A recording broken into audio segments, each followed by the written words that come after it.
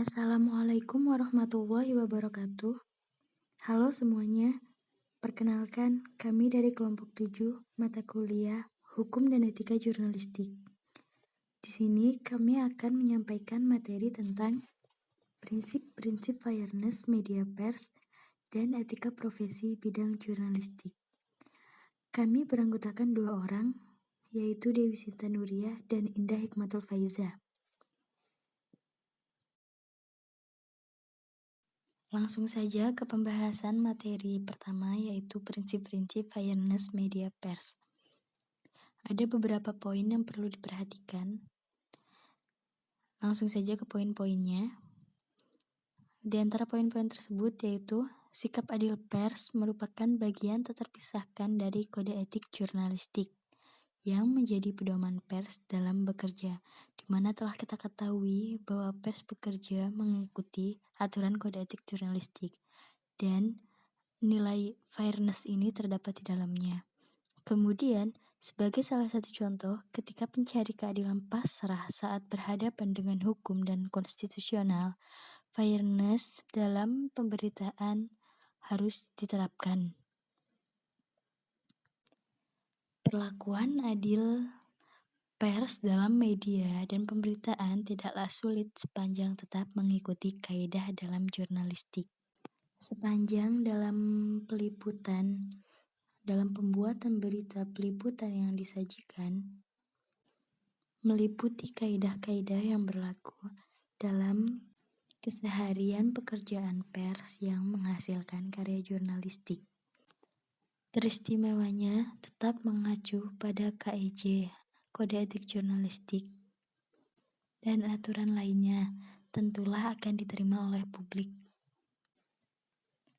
Di mana pada poin selanjutnya, perlakuan adil pers dalam pemberitaan sesungguhnya dikenal sejak pers lahir sebagai bagian dari ilmu pengetahuan dan menjadi profesi. Tidak heran jika profesi pers disebut sebagai pilar keempat di samping kekuatan legislatif, eksekutif, dan yudikatif. Artinya, kekuatan pers sendiri ketika dikaji oleh para akademisi, terutama yang menyangkut mengenai fungsi dan peranan pers, sekaligus kebutuhan publik akan informasi yang mendunia, sehingga dinyatakan sebagai pilar keempat dalam demokrasi. Ini berkaitan dengan hak publik untuk tahu, di mana sebagian besar hak tersebut diperoleh dari pers. Dalam slide selanjutnya dapat kita lihat fairness menurut panduan perilaku jurnalis AJI. Jadi,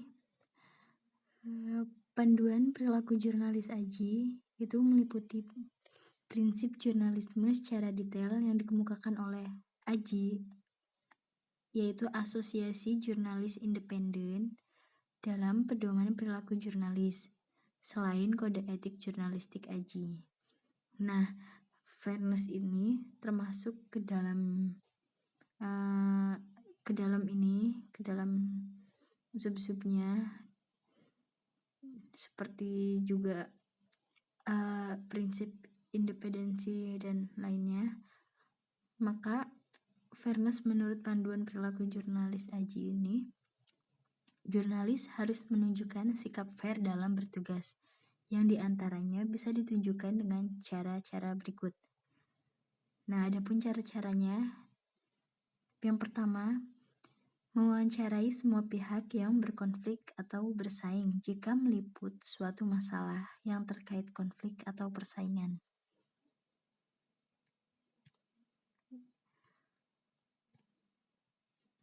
Jadi, jurnalis harus mewawancarai semua pihak, tidak boleh hanya sebagian pihak saja yang diwawancarai atau diambil datanya, diambil keterangannya. Karena dalam pemberitaan nanti ada kaitannya dengan poin selanjutnya. Kemudian memberi kesempatan kepada subjek berita yang dituduh untuk memberi tanggapan atau klarifikasi.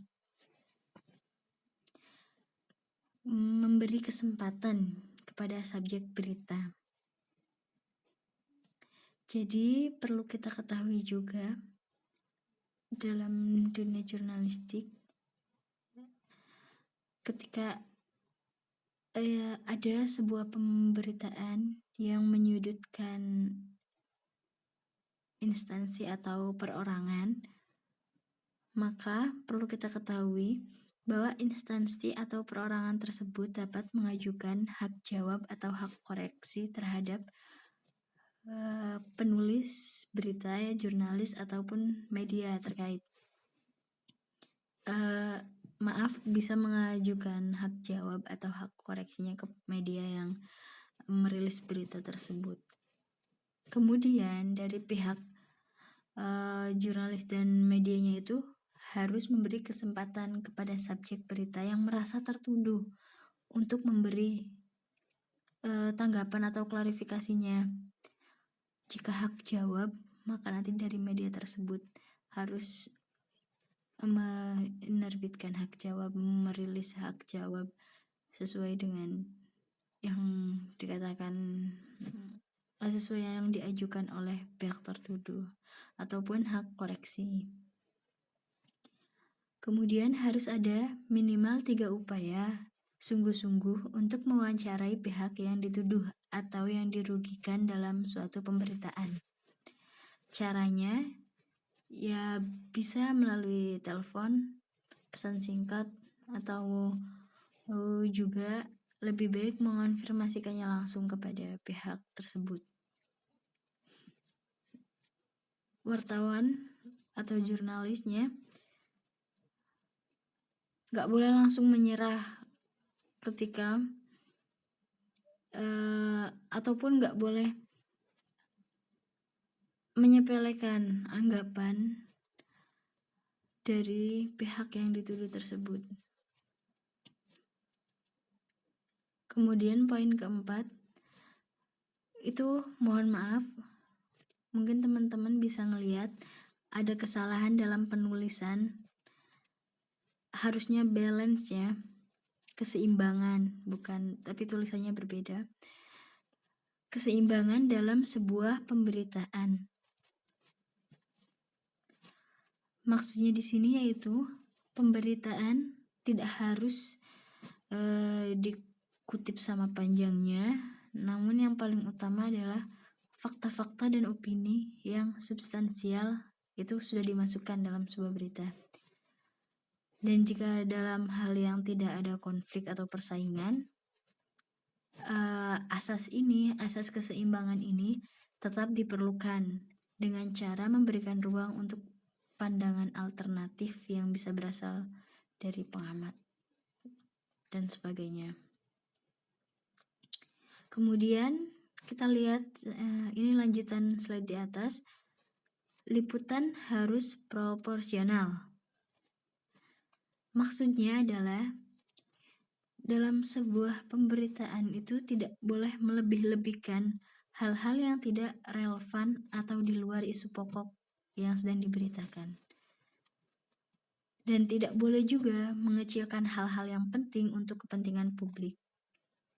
Jadi semuanya harus sesuai dengan porsinya masing-masing. Seperti menyebutkan narasumber dengan identitas sara itu kan. Identitas sara itu kan termasuk hal yang tidak relevan. Maka itu tidak perlu dilakukan.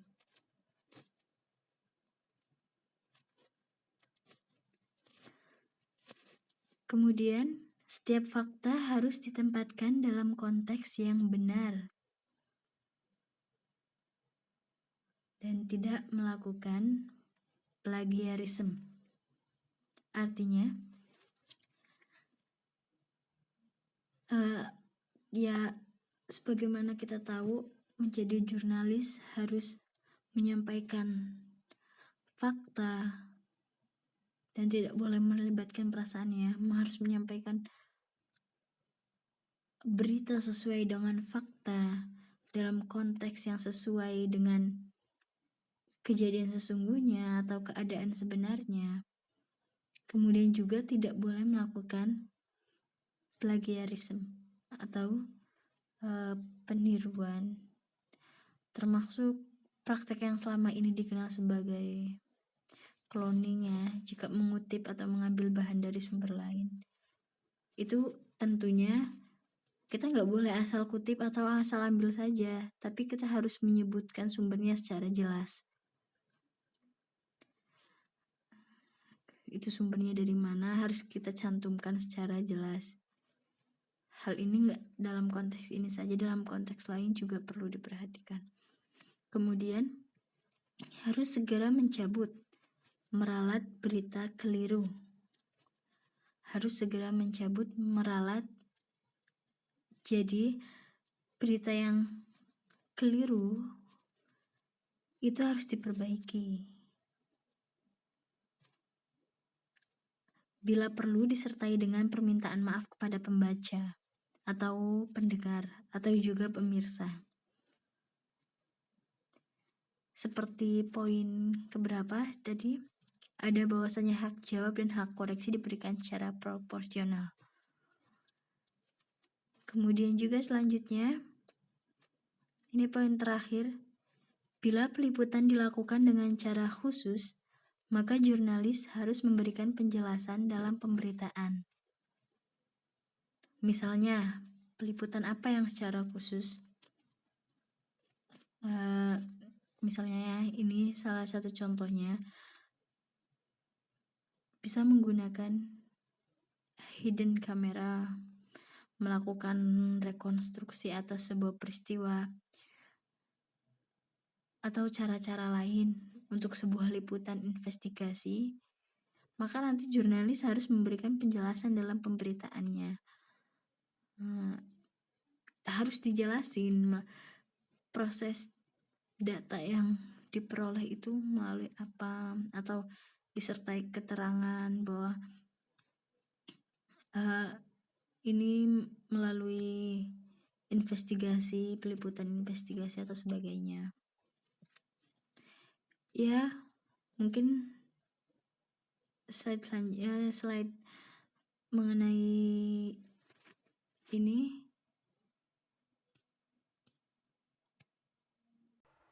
Ya, di sini saya akan menjelaskan mengenai etika profesi bidang jurnalistik. Seperti yang kita ketahui ya, wartawan itu merupakan sebuah profesi. Nah, ia itu harus memiliki keahlian khusus atau skill, pengetahuan luas di bidangnya, dan sikap atau attitude yang sesuai dengan kode etik atau etika yang berlaku, yakni kode etik jurnalistik. Nah, wartawan sendiri itu merupakan seorang yang profesional, seperti halnya dokter, bidan, guru, atau pengacara yang punya kode etik. Nah, sebuah pekerjaan sendiri itu bisa disebut sebagai profesi jika memiliki 4 hal, sebagaimana yang telah dikemukakan oleh seorang sarjana India, yakni Dr. Laksamana Rao. Yang pertama, harus terdapat kebebasan dalam pekerjaan tadi.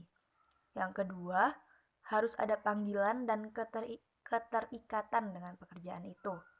Yang ketiga, harus ada keahlian atau expertise. Dan yang terakhir, harus ada tanggung jawab yang terikat pada kode etik pekerjaan.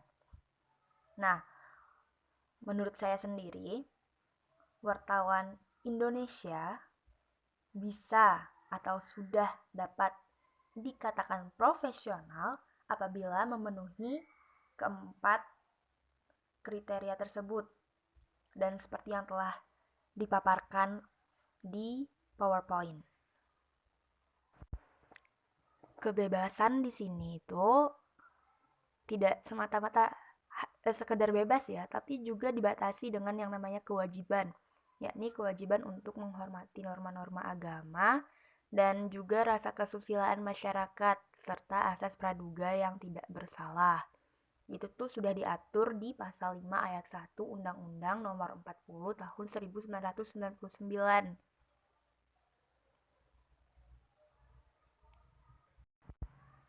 Nah, keterikatan di sini itu maksudnya seorang wartawan itu kan jam kerjanya 24 jam sehari ya.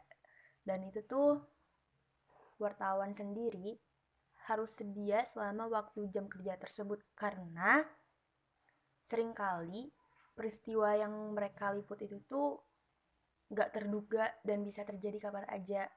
Mau itu pagi, siang, sore, bahkan tengah malam sekalipun gitu. Dan sebagai seorang profesional, wartawan itu tuh harus terjun langsung ke lapangan untuk meliputnya. Itulah yang dinamakan dengan panggilan dan keterikatan dengan pekerjaan sebagai wartawan. Bahkan, seringkali tuh wartawan harus bekerja dalam keadaan yang berbahaya. Dan itu tuh membahayakan nyawanya banget. Untuk keahlian sendiri itu, semua profesi pasti memerlukan keahlian ya. Tak terkecuali juga untuk seorang wartawan. Dan keahlian dari wartawan sendiri itu ialah mencari berita, meliput, dan juga menulis berita. Termasuk keahliannya itu dalam berbahasa tulisan dan bahasa jurnalistik. Dan untuk kode etik, wartawan itu memiliki dan harus menaati kode etik jurnalistik yang udah terpapar di pasal 7 ayat 2 Undang-Undang Nomor 40 Tahun 1999 tentang pers. Yang isinya yaitu wartawan memiliki dan menaati kode etik jurnalistik. Lalu selanjutnya ialah etika wartawan sebagai profesi yang telah diatur dalam KEJ atau Kode Etik Jurnalistik Dewan Pers. Dalam melaksanakan fungsi, hak, kewajiban, dan peranannya, pers menghormati hak asasi setiap orang. Karena itu, pers dituntut profesional dan terbuka untuk dikontrol oleh masyarakat. Untuk menjamin kemerdekaan pers dan memenuhi hak publik untuk memperoleh informasi yang benar, wartawan Indonesia itu memerlukan landasan moral dan etika profesi sebagai pedoman operasional dalam menjaga kepercayaan publik dan menegakkan integritas serta profesionalisme. Atas dasar itu, wartawan Indonesia menetapkan dan menaati kode etik jurnalistik yang seperti telah disampaikan dan dipaparkan di PPT. Ada pasal 1 yang bunyinya wartawan Indonesia bersikap independen, menghasilkan berita yang akurat, berimbang, dan tidak beriktikat buruk. Maksudnya independen di sini ialah berarti pers memberitakan peristiwa atau fakta sesuai dengan suara hati nurani tanpa campur tangan, paksaan, dan intervensi dari pihak lain, termasuk pemilik perusahaan pers. Akurat di sini berarti dipercaya benar sesuai keadaan objektif ketika peristiwa terjadi. Berimbang artinya semua pihak mendapat kesempatan yang setara. Dan tidak beriktikat buruk berarti tidak ada niat secara sengaja dan semata-mata untuk menimbulkan kerugian pihak lain. Lalu pasal 2, bunyinya wartawan Indonesia menempuh cara-cara yang profesional dalam melaksanakan tugas jurnalistik. Cara-cara profesionalnya diantara lain, yang pertama, menunjukkan identitas diri kepada narasumber. Yang kedua, menghormati hak privasi, tidak menyuap, menghasilkan berita yang faktual dan jelas sumbernya, rekayasa pengambilan dan pemuatan atau penyiaran gambar, foto, suara, dilengkapi dengan keterangan tentang sumber dan ditampilkan secara berimbang. Lalu ada pasal 3 yang bunyinya, wartawan Indonesia selalu menguji informasi, memberitakan secara berimbang, tidak mencampurkan fakta dan opini yang menghakimi, serta menerapkan asas praduga tak bersalah. Maksudnya ialah menguji informasi ini berarti melakukan cek dan recheck tentang kebenaran informasi itu. Lalu yang berimbang ini yakni memberikan ruang waktu pemberitaan kepada masing-masing pihak secara proporsional. Dan opini yang menghakimi itu berarti pendapat pribadi wartawan. Nah, hal ini tuh berbeda dengan opini interpretatif, yaitu pendapat yang berupa interpretasi wartawan atas fakta.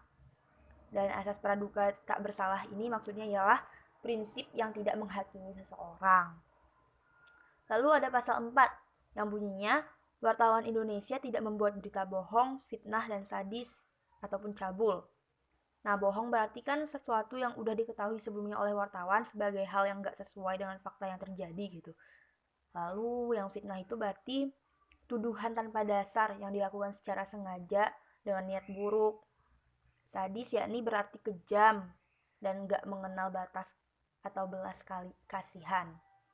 Dan yang terakhir cabul. Nah, cabul di sini tuh berarti penggambaran tingkah laku secara erotis dengan foto, gambar, suara, grafis, atau tulisan yang semata-mata untuk membangkitkan nafsu birahi.